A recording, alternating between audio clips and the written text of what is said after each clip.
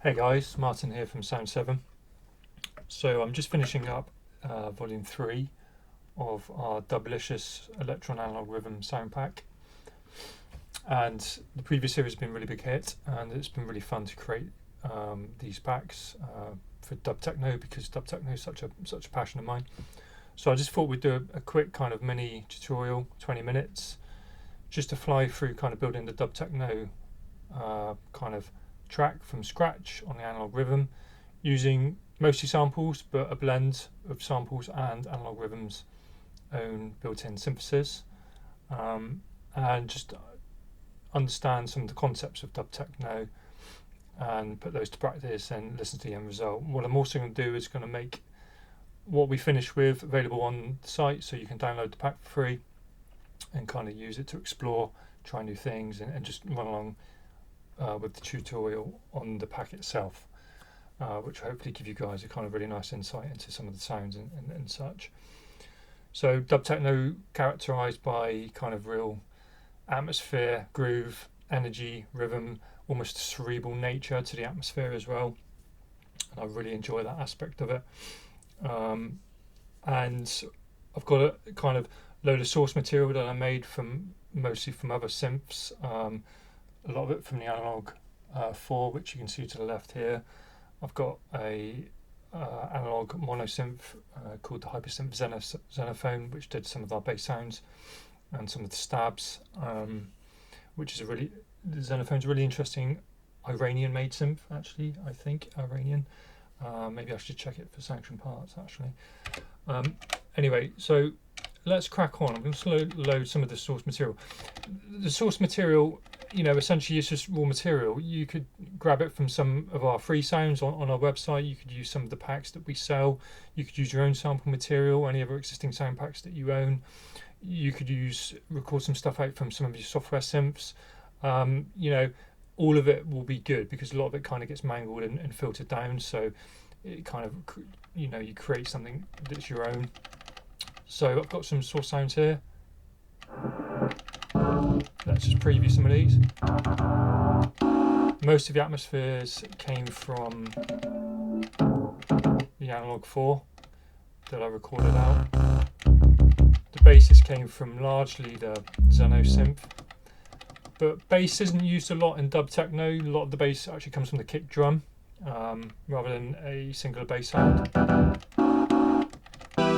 Some amazing chords, they came from the Analog 4.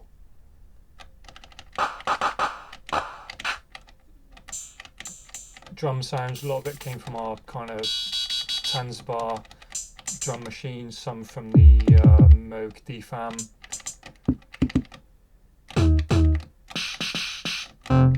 So that just gives you a flavour of some of the source sounds we've got. What I'm going to do is load them all to project. I'm going to select all, load to project, and I've got a blank project ready to accept these samples. So let's hit those up now, wait for that to do its thing, and we'll get cooking. Right, so I normally start off dub techno with either a kick drum or an atmosphere. I think I'm going to do kick drum initially.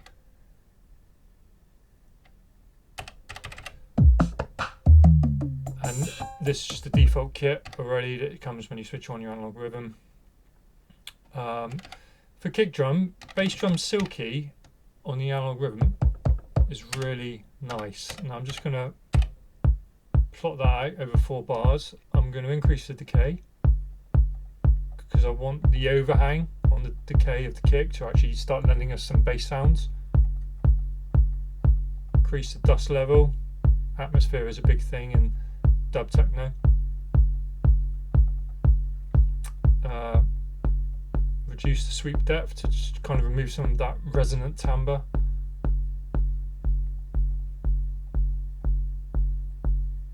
Bit of a click, but nothing too heavy. And I'm going to filter that down. I want to try and get rid of that timbre just a bit more. Sweep time.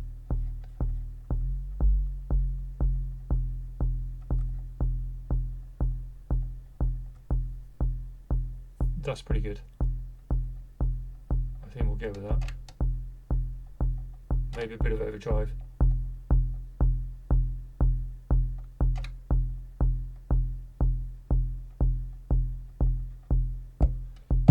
Now let's add some atmosphere. So I'm going to use this tom pad, remove the source synth, and let's just find something.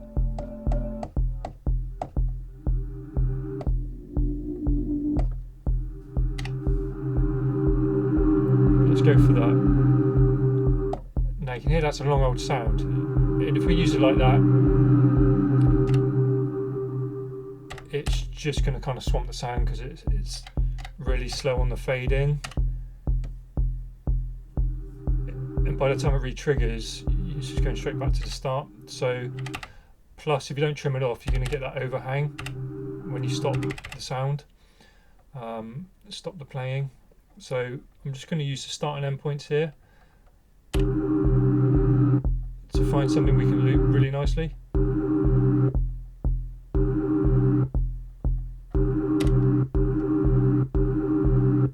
And you can also push the start point beyond the end point to do a reverse of the sound, to give you a bit more, sometimes, manipulation on the sound, to get sound you wouldn't normally. And I'm just going to play with the start and end just to kind of reduce any click on the attack, to try and get the zero crossing. I'm going to play with the amplitude just to reduce any further click by softening it up, but not too much, otherwise we'll lose the fundamental loop point of the sound. That sounds good. Let's filter that down, add a bit of resonance. Resonance itself can kind of lend itself to a bit of a reverb on an atmosphere sound without being a reverb. Like that. I think that's pretty good. Let's add some hat. And also what I'm going to do actually, I'm going to, on the kick drum, I'm going to use function accent to give us an accent on the 1 and a 9 beat. Just mute that a minute. And that just turns a static drum beat into something slightly more interesting and gives us a bit of rhythm. You don't have to do the 1 on 9, you could do it on a 5 and 13 or just play with it. You could just do the 1 on 9 or... But we're just trying to remove static and create dynamic, you know, so that creates a 1, 2, 3, 4, 1, 2, 3, 4 kind of effect, rather than just 1, 2, 3, 4, 1. You see? Let's unmute our sounds back to where we were. Hi-hat, I'm actually not going to use a sample, I'm going to use the inbuilt sound from Rhythm. And I like hi-hat basic. Reset just resets the triggers, so it's just a bit snappier. But that is good enough, you know, that's really, really cool. Play with decay. I like a bit of decay. Again, it lends itself to a bit of an atmosphere. I'm gonna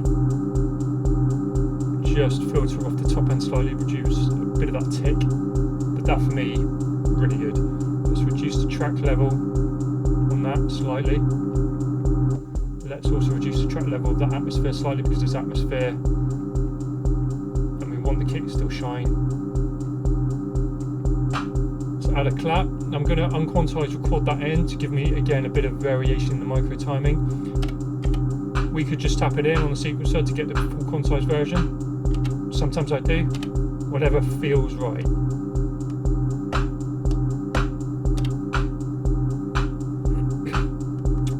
I don't know if you can hear that, but this one, it's just slightly behind the beat, slightly off in the timing.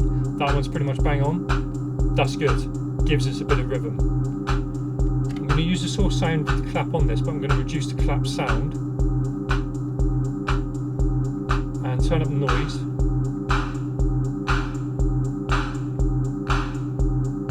Play with the clap rate.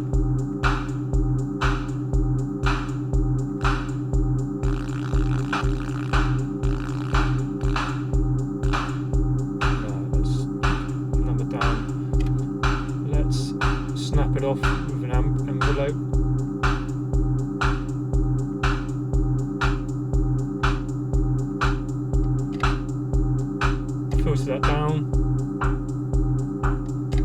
add a sample in there, sometimes what works is like a really nice percussion or hat on top of it.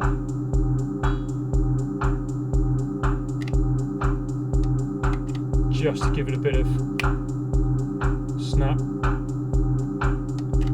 bit of reverb.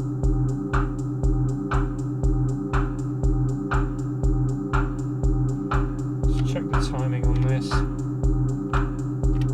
We went behind, we were forward. I'm just going to bring that in line slightly but not fully. And I want to add some reverb onto the atmosphere sound.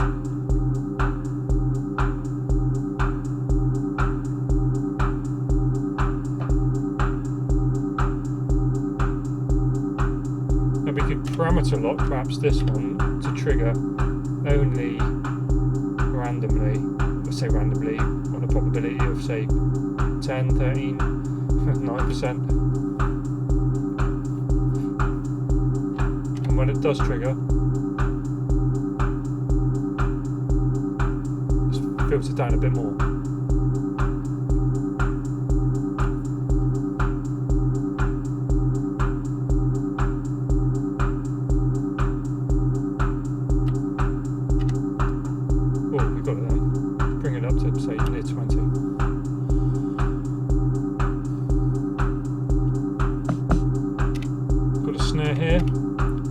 Get rid of the snare. I'm going to find some percussion for that.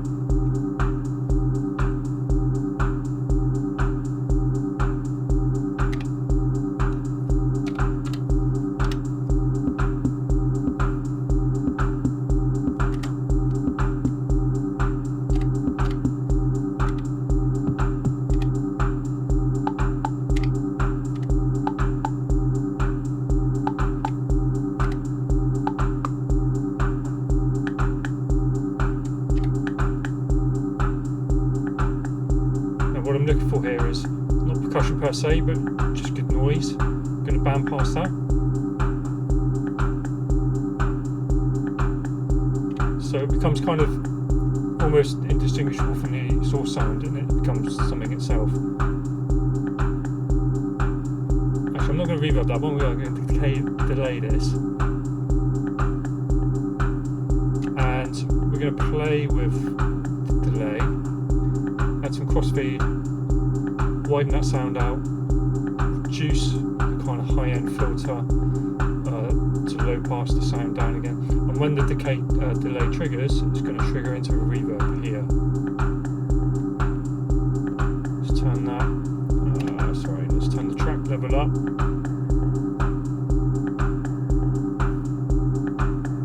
And we could do something cool like trigger on this one, parameter lock it, trigger it back down to the original octave, and let's reduce the volume of that sound slightly on the parameter lock, and also on the trigger point let's get it, just, I'll tell you what, we'll go to the end and say it triggers on the very last bar every 4 bars. So the 4th bar essentially.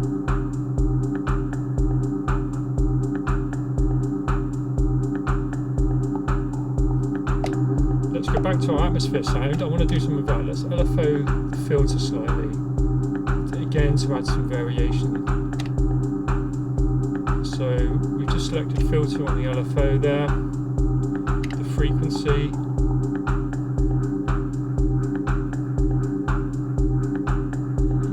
Kind of warble sound now on the atmosphere. Doesn't that sound great? And really, there's not much else I think we need to do this. It's got great atmosphere already. Let's crank up the kick a bit to really help drive that track along. And perhaps let's just offbeat a ride cymbal.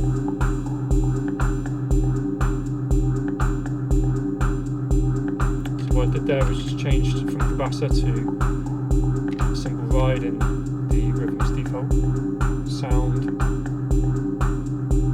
Reduce the decay, but I quite like that. What can we do on the filter? Add some resonance.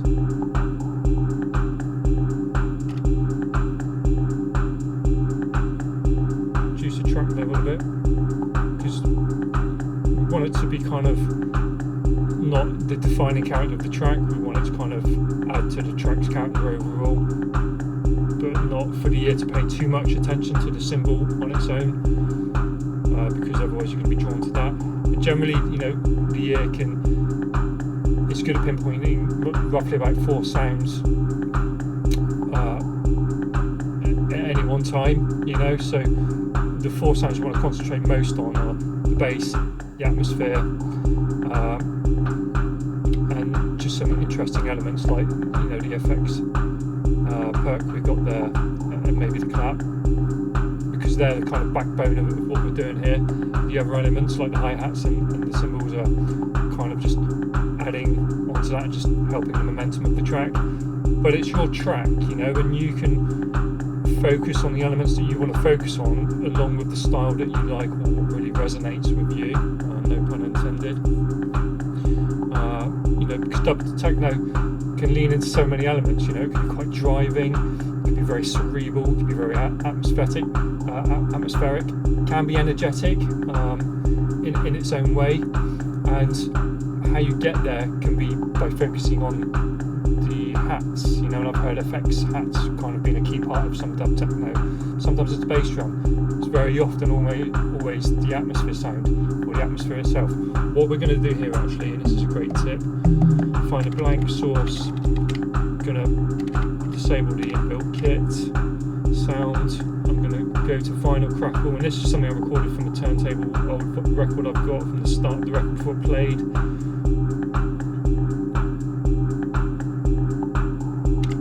And we're just going to play that. Now let's mute everything so we can hear that on its own.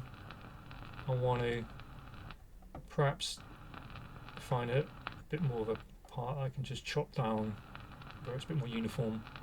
There we are. How good's that? I mean, I could listen to that all day on its own, to be honest, without anything else. This lends itself so well to dub techno, just a kind of vinyl crackle. Now, I've used noise sources as well previously, alongside or instead of vinyl crackle, by just going on to you know, and just using noise and low passing that down.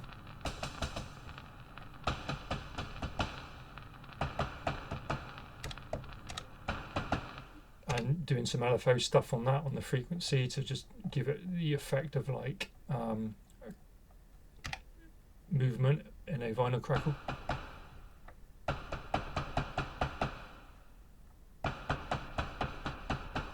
You know, so I've used noise source to give, you know, lend greater strength to the atmosphere as well. But I really like a vinyl crackle sample. So let's hear that with the atmosphere that we created. As a reminder, that's what that atmosphere looks like, reverse playing of a loop of just a sample. And let's introduce our other elements.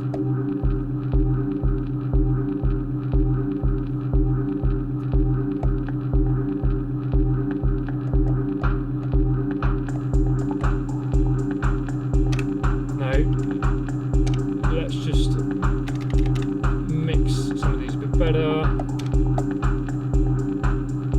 Turn the volume down on that hat.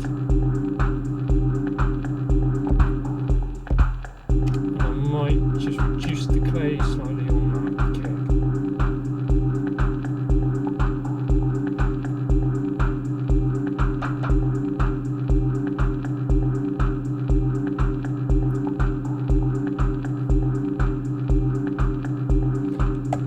We can do some cool stuff with the hi-hat, perhaps pan that, but pan it automatically via an LFO. Where are we? Pan.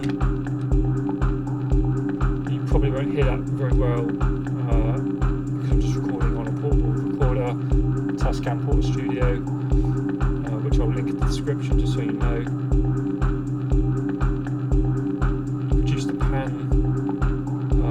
intro speed, but that's just going to give us a kind of left to right drift of that hi-hat. We don't want it drifting too much left to right. We don't want extremes of the pan, because that can be quite disorientating to the listener, so to speak.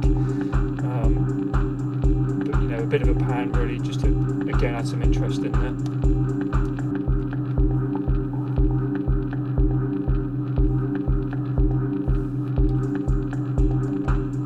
So there we are. You know, we could stem that out now, and you know, in the studio, and we could use it to build a basis of a full-blown dub techno track, because you know the fundamentals are really there now. We could build that up, break that down in our DAW by multi-tracking it out. We could use it as part of a live set. You know, it's a track in itself, of itself. You know, as a performance. But yeah, really, you know, what else do we need to do to that? Just to give an example, we've got our intro, a few bars in, fade in the atmosphere.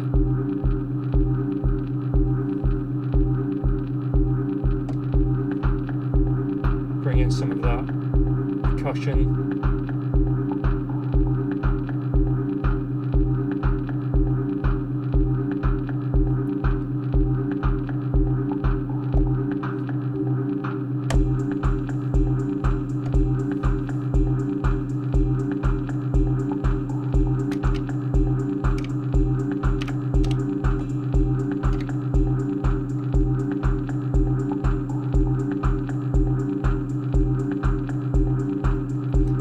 Doing there, it's just taking the ring out of the cymbal ride.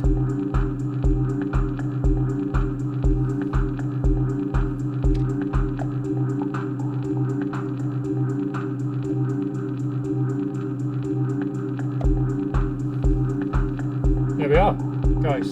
So nice and easy, sounds great, and so much more we could do with that on how we see fit. So I'm going to stick this up on the website for free, so if you've got an analog rhythm, download this, stick it in your project and play around with it. You'll be able to use, I'll save the sounds separately as their own thing, so you can use those sounds however you want, and you can just deconstruct what we've done here, so provide a really nice foundation for your learning and getting to know your analog rhythm a bit better. And as a reminder, look, we've got 1, 2, 3, 4, 5, 6, 7 tracks playing along, and you know, really sound fundamentals of a dub techno track. Thanks for sticking with us. Great to have you here, and yeah, we'll see you again soon for some more tutorials. All right, cheers, guys. Bye bye.